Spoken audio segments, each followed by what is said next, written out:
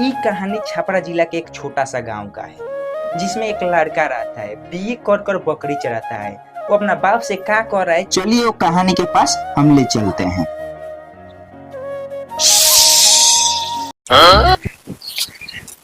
बाबू बाबू बाबू जोगिंदर अरे खाना में कुछ मोटो हम धसल बका तो लइकवा कबे से चिल्ला त बोलत का नहीं खो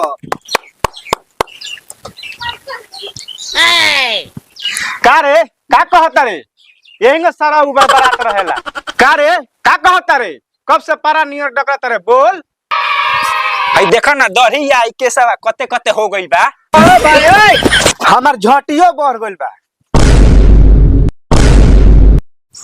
हम केहू से कहे गईनी हम अपने से काट लेहनी कि ना बोल।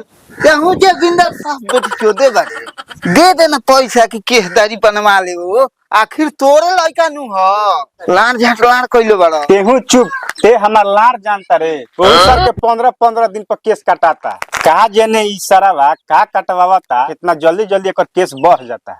हम गाय मरवा के पैसा लिए बबुआ कौन डिजाइन केस कटावता रे कि इतना जल्दी केस तार बढ़ जाता। तहारा का लार बुझाई कि गजरा के गार कहाँ होला। अच्छा बाबू ई बताओ हमार उम्र कितना भइल। ई है 20 से 25 साल होत है इतना लारे के याद बा। ई बताओ हमार इतना उम्र हो गइल हमार शादी होई कि ना होई। हां हम ये कहे लरानी ह ओकर उम्र हो गइल बा शादी कर दे कहतानी काहे वो बेरा से दाढ़ी मोछ कइले बा ते मोहन ओकर शादी अपना बेटिए से करा दे। भाग ओ भोसरी से हम शादी ना करे। ओ भोसरी तावा से भी करिया बिया। तोरो से लारे शादी करी तू तो सराउ बीए ले पढ़ल बाड़ा हमार बेटी इंटर पास इंजीनियर से शादी हुई तोरा जैसन बकरी चलावे वाला तो होई बस सर तोरा दे अपना अब वही हो अल्लाह पर बैठी हो कुर्सी फेंके जात रह सरऊ बियाह कोइला बिना बिस्कत रह जल्दी खोल बकरी ले जो चरावे।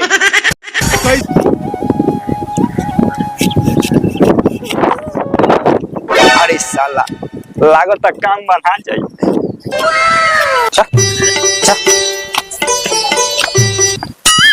काम मुंह पर ताकत तरी रे लेकिन एक ही देख ले का रे ए हमसे पटबू बात हम खेत परती थोड़ी ना बा कि पटाई की बात रे छौरी हमार माल बनबे बाप चलावे बैलगाड़ी तू बन तेरा मनोज तिवारी। थोड़ा सा हमार दिन बाऊ चलता आ तो हम सलमान खान से कम थोड़ी लगती। छोरी सब हमार मेहरारू बनबे हमरा से बियाह करबे। भाग न के बेटा देखा तेरे खुरपी तो गर्दन में काट दे।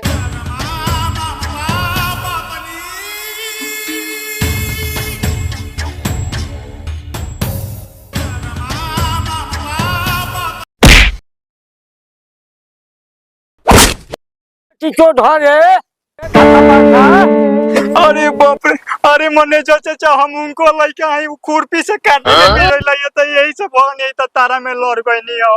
अच्छा तो जोगिंदर का लड़का है से हो चाचा हम जोगिंदर के लइका हैं।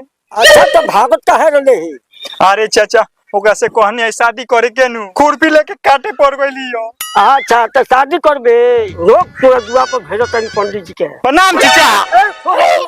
रोक ई कौन भरे रोक बकरिया लेके जो ये कहा जाता रे ना अब हम ओकरा लगे ना जा अपने से बकरिया बोका चलई हसो हम चलनी।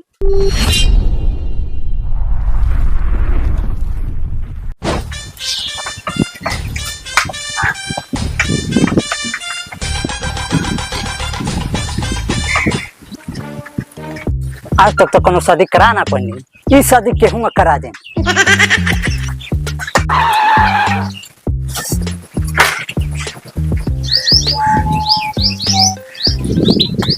गोल लगा तनी पंडित जी हम गोर लागो तनी केने से हमारा कहे के प्रणाम करो तनी बाबू जा बाबा खाती कुर्सी ले आओ। बैठी बाबा चल हाक वाला क्या बाबा 12 दिन के बाद आयल बन इने कोई से सुनला जे तो लइका बियाह करे जुकुर हो गई बा। पंडित जी हम ही हई उ लइका काना के देखे आइल बनी। अच्छा जोगिंदर तो लइका करेला का करेला कला बीए क के बकरी चरावत बिये करके बकरी चराला कि यार कुछ करेला का हो दे बा ओकरे से पूछ ली। का बाबू खाली बकरा चरा ली कि और कुछ करेली? ना पंडित जी, हम खाली बकरी ना चराई, बकरी गरम होली सो तो गोभिनो करे ले जा भूटा लगे। अच्छा ठीक बा जोगिंदर, दहेज में का मांग बा? मांग का लार एक सर के शादी नहीं करे के। देखा तानी पंडित जी केंगा बोलता, हमार बाप ना कसाई है कसाई, भगवान से यह दुआ करतानी कि मर जाओ अकेला ही शादी कर ले।